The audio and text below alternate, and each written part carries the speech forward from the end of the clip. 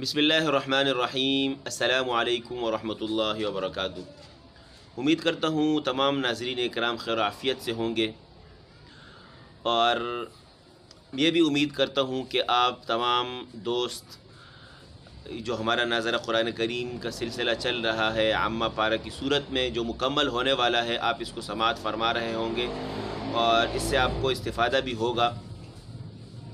تو ایک گزارش یہ ہے کہ آپ اس کو سنیں اور اس پر پریکٹس کریں اور اپنے دوستوں کے ساتھ لازمی اس کو شیئر کریں، تاکہ وہ بھی قرآن کو صحیح تجوید اور ادائیگی کے ساتھ پڑھنے والے بنیں اور ہمارا بھی ثواب میں حصہ ہو۔ تو چلیے ہم چلتے ہیں سورۃ عبس کی طرف، جس کا پہلا سبق ہم پہلے حصے میں پڑھ چکے ہیں۔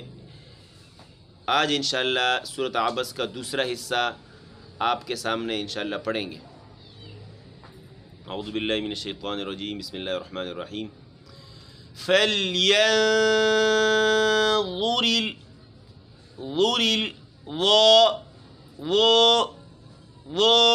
یہ غا کا مخرج ہے، زبان کی یہ نوک یا دانتوں کے اندور کنارے سے لگے گی، اس سے غا ادا ہوتا ہے۔ یہ غا جو ہے یہ دو طرح کے مخرج کے ساتھ تعلق رکھتا ہے، ایک یہ ہے کہ یہ نرم ہے، اور دوسرا یہ کہ یہ موٹے حروف میں بھی شامل ہے۔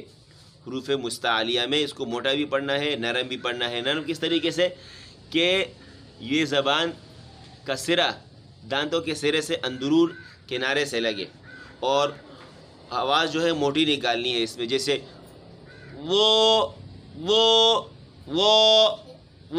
یہ آواز ہے، وہ ہونٹوں کو گلائی سے بچانا ہے۔ فَلْيَنظُرِ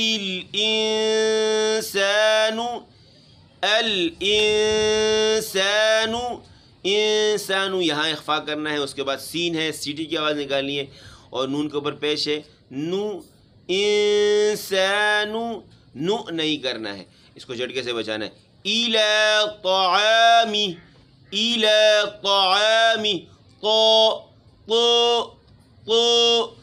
زبان یہاں نوٹ کریں، یہ زبان ہے، یہاں تک اس کو اوپر تالو کے ساتھ لگانا ہے، شروع ہوگا یہ جڑ سے، یہ دانتوں کے پیچھے سے شروع ہوگا اور یہاں تک یہ اوپر تالو سے لگے، جس سے قا موٹائی ادا ہوگی۔ اور اس میں کوشش کریں کہ یہ آواز نہ آئے، یہ آواز بھی نہیں آئے، اور اس کو گلے سے بھی بچائیں۔ قاف کا مخرج ہے، بعض بچے پڑھتے ہیں تقا، یہ میں سمجھانے کے لیے کچھ زیادہ بتا رہا ہوں، تقا یہ آواز آتی ہے۔ تو اگر آپ بچے کے پاس جا کر کان لگا کر سنیں گے تو اس وقت آپ کو محسوس ہو رہا ہوگا کہ یہ قاف کی طرف قا کو مائل کرتا ہے، اور آپ بھی اگر بچے کو سمجھائیں تو لازمی ہے کہ آپ بچے کے کان کے قریب ہو کر ایسے مخارج جن میں باریکیاں ہیں، جو باریکی سے تعلق رکھتے ہیں، ان کے کان میں آپ آواز دے کر سمجھا سکتے ہیں۔ اَنَّا صَبَبْنَا غنہ ہے نون مشدد میں، صاد موٹی پڑھنی ہے اس کو، صَبَبْنَا الْمَاءَ صَبًّا ثُمَّ شَقَقْنَا الْأَرْضَ شَقًّا فَأَنبَتْنَا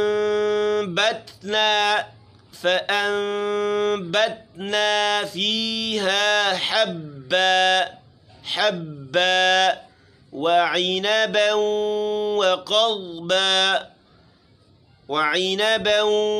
وَقَضْبًا، ضاد کا مخرج اس کو اچھی طریقے سے پڑھنا ہے۔ زئی زا کو سختی سے پڑھنا ہے، تُونًا وَنَخْلًا واو میں غنہ کرنا ہے، اور نخلا خوا کو موٹا پڑھنا ہے۔ وَحَدَائِقَ غُلْبًا قاف موٹی پڑھنی ہے اس کو، غُلْبًا غین کو بھی موٹا پڑھنا ہے۔ وَفَاكِهَةً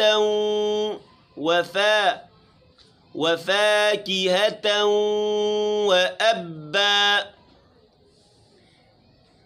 مَتَاعًا لَكُمْ وَلِأَنْعَامِكُمْ مَتَاعًا لَكُمْ وَلِأَنْعَامِكُمْ.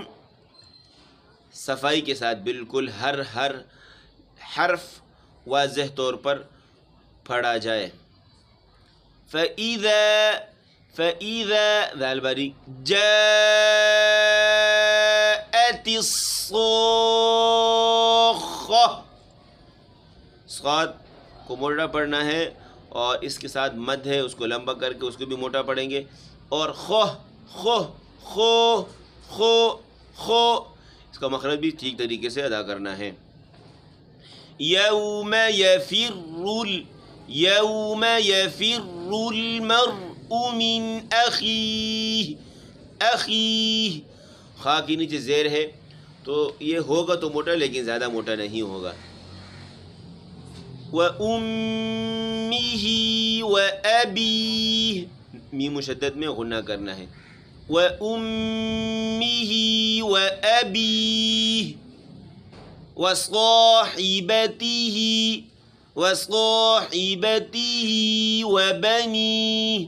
صا موٹا پڑھنا ہے. حی حا اس کو اپنے مخرج سے ادا کرنا ہے گلے کے درمیان سے. وَبَنِي لِكُلِّ امْرِئٍ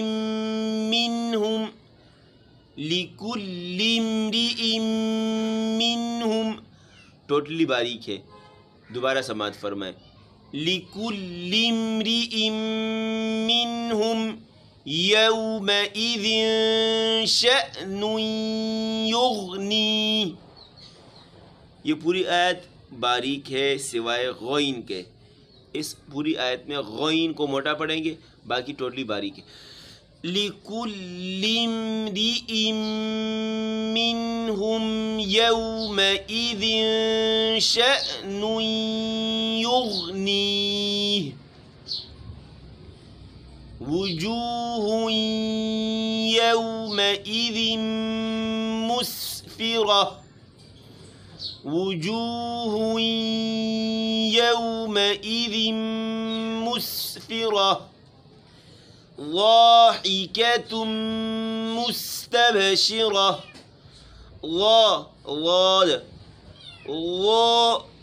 ضَاحِكَةٌ مُسْتَبْشِرَةٌ.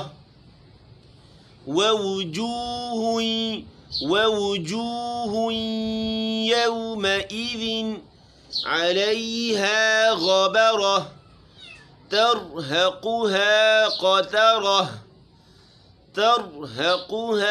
قَتَرَةٌ.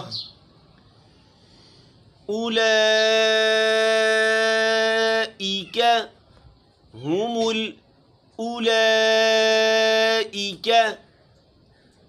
هم الكفرة الفجرة. الفجرة. أولئك هم الكفرة الفجرة. تو یہ آج ہمارا سبق مکمل ہوا سورہ عبس کی صورت میں، جس کا دوسرا حصہ تھا. پہلے حصے کا سبق پہلی ویڈیو میں آپ کے سامنے عرض کر چکا ہوں، اور آج ہم نے دوسرا سبق سورہ عبس کا پڑھا. امید کرتا ہوں آپ کو یہ سبق پسند آیا ہوگا. جس کو پسند آئے اپنے دوستوں کے ساتھ شیئر کریں، خود بھی اس پہ پریکٹس کریں. اسی کے ساتھ میں اجازت چاہتا ہوں. اپنا خیال رکھیے گا، امن میں رہیے گا، خوشحال رہیے گا. السلام علیکم ورحمۃ اللہ وبرکاتہ.